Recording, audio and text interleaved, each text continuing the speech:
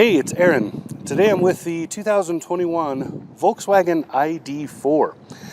This is Volkswagen's first ground-up electric vehicle, meaning it's the first vehicle they've made that was designed from the beginning to be an electric vehicle. So this battery electric has about 250 miles of range, and it's really well done. I have a couple of problems with it, but otherwise, it's a great vehicle. Let's check it out. This review is brought to you by Charcoal Toothpaste. A couple of things before we get into the design. Let's talk about the kind of details of the vehicle. The ID.4 is a little bit smaller than Volkswagen's Tiguan, but despite that, it's actually the same size on the inside. It has the same amount of passenger room. So pretty amazing feat. A lot of that is thanks to it being electric. Because it's electric, it doesn't need to have all that stuff underneath it to run the wheels and other things. So nicely done there. You can see probably from that perspective, when we do this, when we look at it from the side, you'll definitely see it. The hood is much shorter than the Tiguan. And that's because the electrics are smaller, and that allows the cabin to move forward. This has a wheelbase that's only 1 inch shorter than that Tiguan. So that hopefully gives you kind of an idea of the size. Lengthwise and widthwise, it is much smaller than the Tiguan by comparison. So Volkswagen is calling this an SUV, and there is an all-wheel drive option. I think I said before it's 250 miles of range. It's a little more, a little less, depending on how you drive and what exactly you get with the car. The front-wheel drive version has much more range than does the all-wheel drive option. This one in particular, when I charge it to full, it says 248 miles. Now, you have to go by the computer. The computer is averaging drivers. I'm not the only one who's driven this car since the computer was reset. So that by itself is not an indicator of how much actual range you have. You could have a little bit more or a little bit less, depending on where and how you drive. Now, when I did reset the computer, I did it so that I could do a full highway run in this. What I did was I topped it off. I have a 50 amp, 240 volt 50 amp charger in my garage. This will take the 4 full 40 amps that will give it, which is cool because it reduces charge time a lot. I haven't had it totally empty, so I can't tell you what from empty to full is, but I can tell you that below half, when I was down to about 40%, I was able to charge this all the way up to full in about 6 hours. So that's pretty good. That's the slower end of the charging cycle, and that's pretty good that it did it that fast. Full charge in this would probably take around 11 hours. So on my highway run, let's look at that first. What I did was I did the usual highway loop I do in any car, and so it's about 41.5 miles of total drive. It's there and back on the same freeway, so elevation changes and stuff are canceled out. And I topped it off, I left, I drove that, I came back, and I topped it off again, and I did the math. So on that drive, I'll show you a couple of screen captures, a couple of photos I took of the instrument cluster. The first one here, this is when I left, so this is what state it was in when I left before I plugged it in to get the full charge. So this is the state it was in before I topped it off. Then I took off on the highway. I drove halfway point, then I drove all the way back, and there's the third picture. That's the mileage that was left at the end. So you can see by the mileage estimation the car gives what it was saying in that 40-odd miles of drive. Now, going the next way, then we look at what I actually used. So I'm going to throw some numbers up on the screen. This is the actual charge capture. I haven't actually done it at this point. I haven't pulled up that data from my charger, because, yeah, production values. I've totally spaced it before I came here to start filming. Sorry. All right, so there's that. Now, let's talk about everyday living. Let's go around and look at the design of the vehicle, and then we'll talk about the inside and the cargo space. So from the side here, you can see the profile of the ID.4. You can see those beautiful wheels. Those are really cool. I think they're cool. Some people don't like them. They are very, very aerodynamic as well. You can see they come out to the edge of the tire so that the wind just slides across them. The front ones are a little more aggressive looking than the rear ones for some reason. I think it's just visual. But anyway, and then you see the profile of the car. It's very kind of station wagon looking. So a little more wagon than there is SUV going on in terms of design. But you see that heavy cut and the very, very pronounced wheel wells. So once I step into the picture, then you'll see a little more perspective on size for this car. So you can see it has a very low overhang. There's very little of it.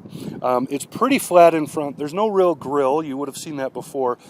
It's pretty flat up here, and you can see that it's accentuated here as far as the fender goes. The line that's here, which actually goes all the way across, it's kind of a boat prow thing. Goes all the way around that way, softens in the front, but continues all the way around and is mirrored by the hood here.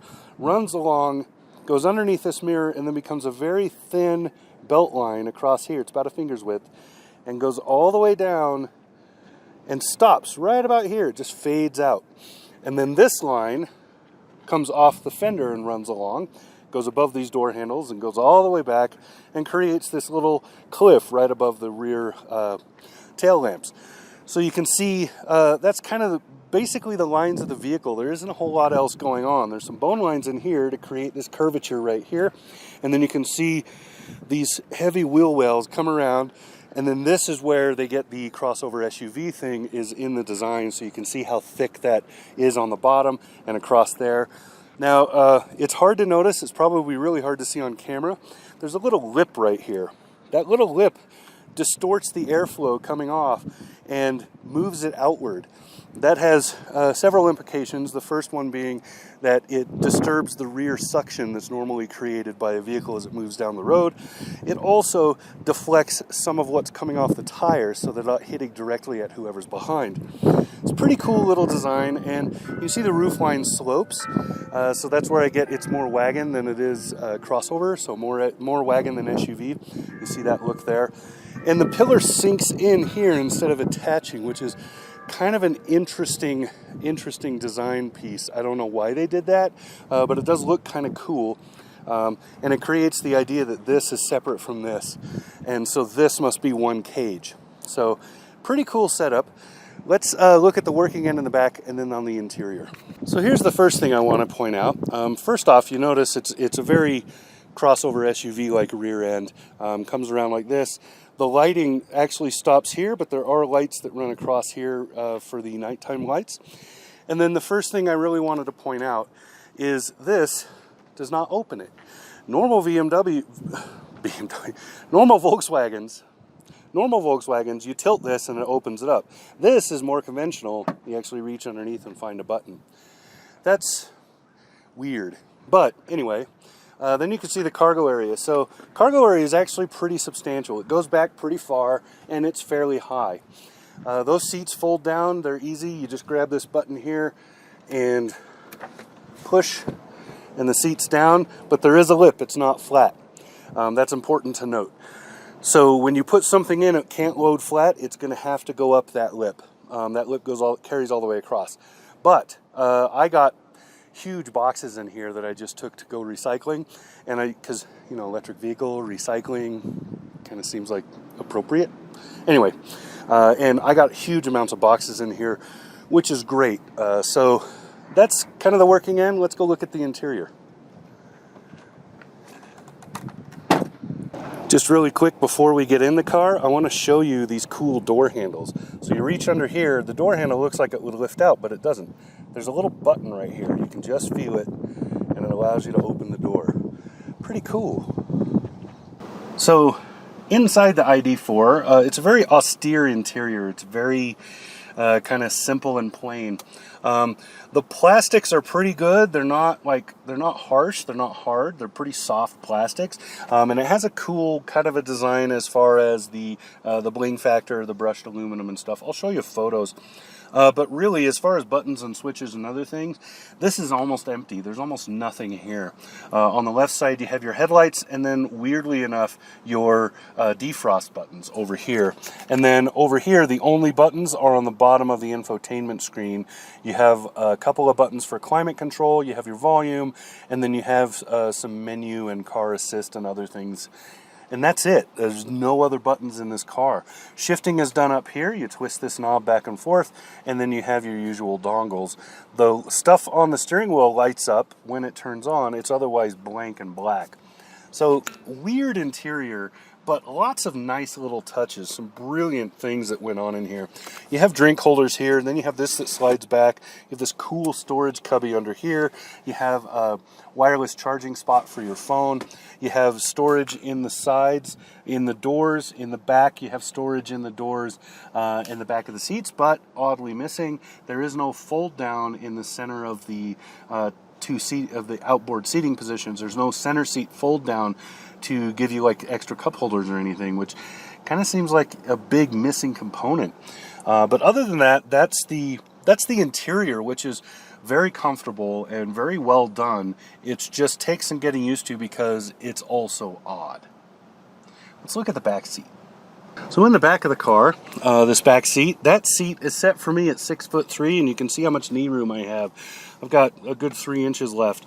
The seats are a little low for somebody my height, but headroom is beautiful back here. I have lots of it left. I've got a good couple of inches above my head there.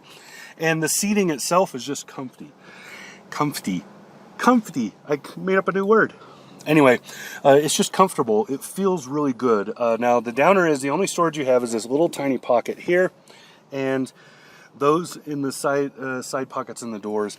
You do have 2 USB-Cs back here to complement the ones that are up there, and you have lots of shoulder room for 2.